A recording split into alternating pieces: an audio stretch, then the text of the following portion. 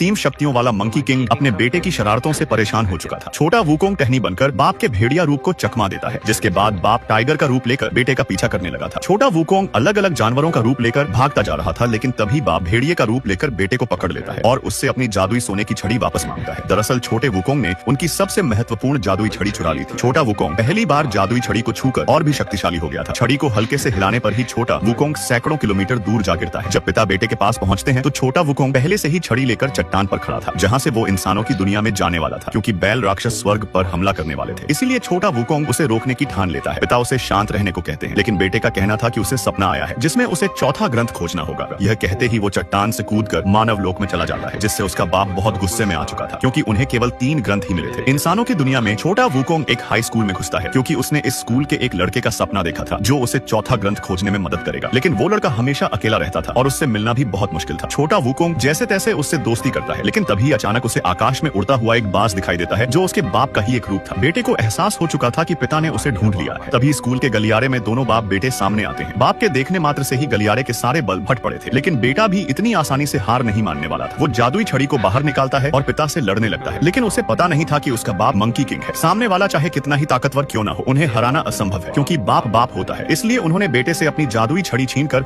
उसे कोने में खड़ा कर दिया था। लेकिन तभी अचानक दया की देवी वहां पर आती है और मंकी किंग को समझाती है कि उसके बेटे को अपना रास्ता खुद चुनने का अधिकार है, उसे जाने दो। दया की देवी जादुई छड़ी वापस लेकर छोटे वुकोंग को सौंप देती है। उनका कहना था कि उसने ही छोटे वुकोंग को यह सपना दिखाया था। यह सुनकर पिता छोटे वुकोंग को जाने देते हैं, लेकिन यह बात बेल किंग के कानों तक पड़ जाती है और जब छोटा वुकोंग अकेला था तो वो अचानक से आकर उसकी जादुई छड़ी छीन लेता है, जिससे स्वर्ग की रक्षा करना अब मुश्किल हो चुका था, क्योंकि जादुई छड़ी अब दुश्मन के हाथ लग चुकी थी। फिर छोटे वुकोंग को कॉमिक के जरिए पता चला कि जादुई छड़ी को पूर्णिमा की रात जमीन में डालने से उसकी शक्ति 1000 गुना बढ़ जाएगी। इसलिए छोटे वुकोंग और उसके दोस्त को जादुई छड़ी जल्द से जल्द वापस देनी होगी। लेकिन बेल किंग के मानव रूप को ढूंढना बहुत मुश्किल था, इसलिए छोटा वुकोंग स्कूल फेस्टिवल में बेल किंग का नाटक करता है और अपने आप को मूर्ख दिखाने लगता है। यह देखकर बेल किंग गुस्से में आकर सीधा छोटे वुकोंग पर हमला कर देता है। दोनों अपने असली रूप में आ चुके थे, जिसके बाद स्टेज पर ही युद्ध शुरू हो जाता है। लेकिन जादुई छड़ी के कारण बेल किंग ताकतवर था। तभी पूर्णिमा की काली रात भी आ जाती है। बेल किंग छोटे वुकोंग को दूर फेंककर मैदान के बीचों बीच जादुई छड़ी को जमीन में घुसा देता है, जिससे छड़ी पृथ्वी की ऊर्जा सोखकर स्वर्ग का द्वार खोलने लगी थी। तभी छोटा वुकोंग बेल किंग को गिराकर छड़ी लेने की कोशिश करता है, लेकिन बेल किंग